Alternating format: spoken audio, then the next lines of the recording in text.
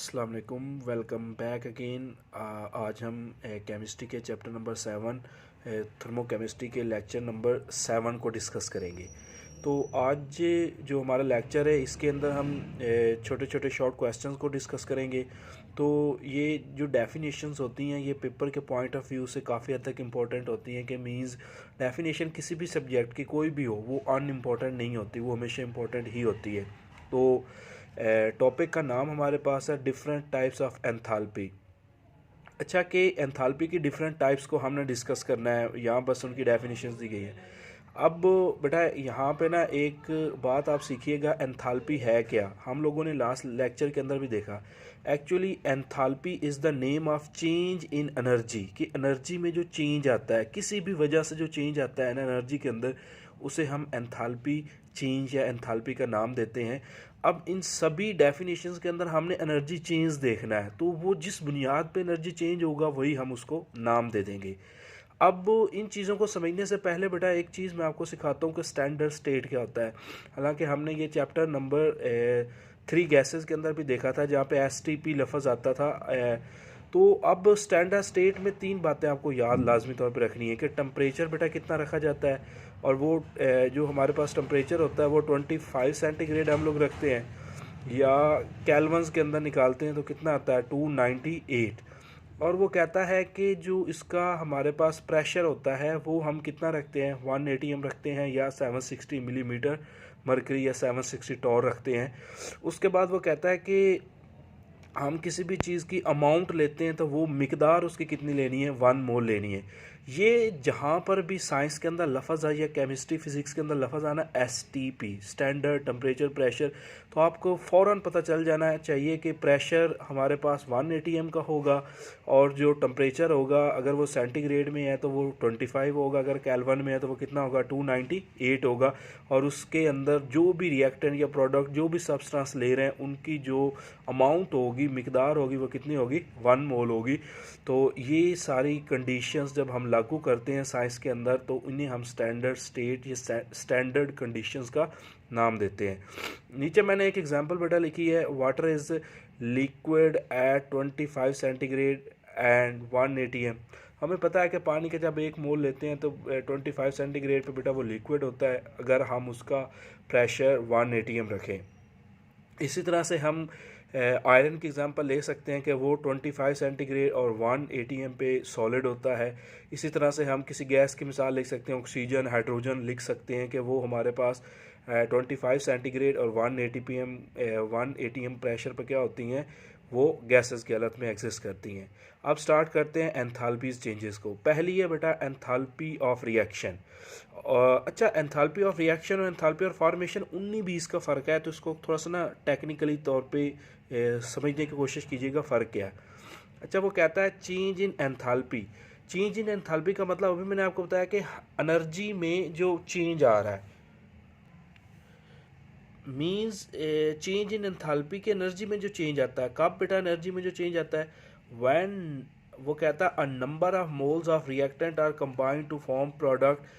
मतलब जब कोई केमिकल रिएक्शन होता है, केमिकल रिएक्शन बेटा कब होता है, जब वो कहता है रिएक्टेंट्स आपस में मिलके प्रोडक्ट बनाते हैं। मिसाल के तौर पर ये A+B ये रिएक्टेंट्स है, वो कहता है ये मिलके क्या बना रहे हैं C+D, क्या चीज़ है, ये हमारे पास प्रोडक्ट है। वो कहता है कि जब जितने A और B आपस में जितने मोल्स रिएक्ट करके C और D बना रहे हैं तब जो चेंज इन एनर्जी आया। अब चेंज इन एनर्जी का मतलब क्या हो सकता है, 2 तरह का चेंज आ सकता है, या तो एनर्जी ऑब्जॉर्व होगी या तो एनर्जी क्या होगी, रिलीज होगी। वो कहता है इस दौरान चेंज इन एनर्जी जो आएगी उसे हम एंथैल्पी ऑफ रिएक्शन का नाम देंगे। मिसाल के तौर पे मैं कहता हूँ A और B की जो पहले एनर्जी थी वो 50 जॉल थी, इसकी 100 थी, ठीक हो गया। अब वो कहता है कि मतलब C और D बनाने के लिए जो A और B को 50 जॉल और एनर्जी एब्जॉर्व करनी पड़ी है, तो तब जाके ये C और D बना है। तो ये जो चेंज इन एनर्जी आया है ना रिएक्टेंट्स के अंदर, वो उस चेंज इन एनर्जी का नाम हम किसका नाम देते हैं, एंथैल्पी ऑफ द रिएक्शन। अब इन सारी डेफिनेशन में ना 4 बातें बेटा हमने लिखनी है, डेफिनेशन प्लस रिप्रेजेंटेशन। अब देखो एक चीज़ मैं आपको सिखा दूँगा, एंथैल्पी हमने पढ़ा है कि H के साथ रिप्रेजेंट करते हैं, ये देखें एंथैल्पी हम H के साथ रिप्रेजेंट करते हैं, चेंज इन एंथैल्पी को डेल्टा H। अगर हम स्टैंडर्ड कंडीशंस की बात करेंगे ना तो ऊपर हम डिग्री लगा देते हैं।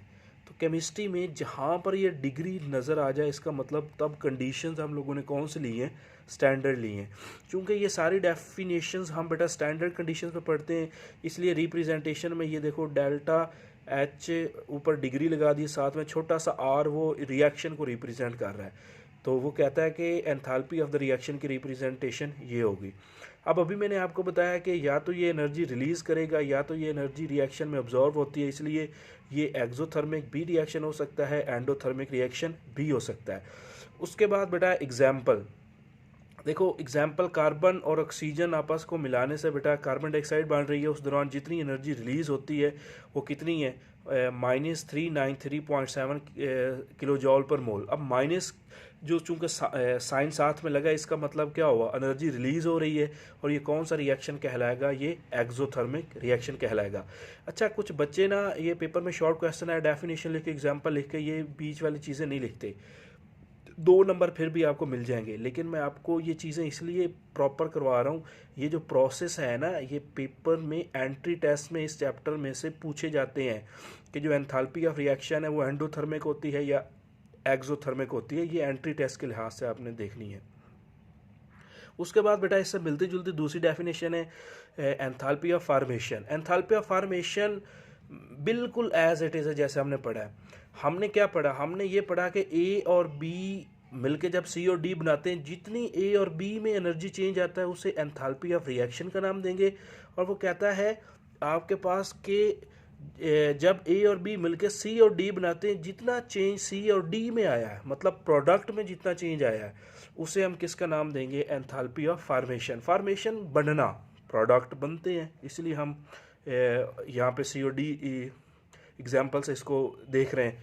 तो वो कहता है चेंज इन एंथैल्पी की एनर्जी में या एंथैल्पी में वो change when 1 mole of substance is formed. कहता है जब एक किसी भी चीज़ का एक मोल बनता है, ठीक हो गया, कहाँ से बनता है, फ्रॉम इट्स एलिमेंटल स्टेट या एलिमेंट्स, कि जब वो एलिमेंट की स्टेट से मिलके कोई कंपाउंड बनाते हैं या मतलब कि आपके पास प्रोडक्ट बनाते हैं, तब उस दौरान जो एनर्जी में चेंज आता है उसे हम एंथैल्पी ऑफ फॉर्मेशन का नाम देते हैं। देखो मैंने वहाँ पे बेटा एट एसटीपी नहीं लिखा, ठीक हो गया, आप एट एसटीपी लिख दो तो बहुत अच्छा बन जाएगा। एसटीपी का मतलब पता चल जाता है कि स्टैंडर्ड टेम्परेचर प्रेशर पे डिस्कशन हो रही है, वहाँ भी आप लोग ऐड करेंगे। अब वो कहता है जैसे कि बेटा इसकी रिप्रेजेंटेशन है, देखो delta H enthalpy, F for formation, और ऊपर ये डिग्री लगा दी तो क्या बन गया, स्टैंडर्ड कंडीशन पे ये चला जाएगा। उसके बाद ये कहता है ये भी एंडोथर्मिक या एक्सोथर्मिक रिएक्शन हो सकता है, जैसे कि एंथैल्पी ऑफ द रिएक्शन था। देखो नीचे मैंने सेम रिएक्शन में बनाया है, कार्बन भी एटम मतलब एलिमेंट की हालत में पाया जाता है, ऑक्सीजन भी एलिमेंटल शक्ल में है, ये दोनों मिलके कंपाउंड बना रहे हैं, तो उस दौरान एनर्जी क्या हो रही है, देखो वहाँ पे आपके पास जो था डेल्टा एच के साथ मैं आर लिख के ये लगा दूंगा तो ये बन जाएगा एंथैल्पी ऑफ द रिएक्शन। अगर मैं यहाँ पे एफ साथ में लिख रहा हूँ तो ये क्या बन जाएगा बेटा, ये बन जाएगा एंथैल्पी ऑफ द फॉर्मेशन। मतलब कि किसी केमिकल रिएक्शन में रिएक्टेंट की चेंज इन एनर्जी को देखते हैं तो वो एंथैल्पी ऑफ रिएक्शन, जब हम प्रोडक्ट का मतलब पूरे ओवरऑल रिएक्शन में देखते हैं एलिमेंटल फॉर्म में, तो वो एंथैल्पी ऑफ द फॉर्मेशन बन जाता है।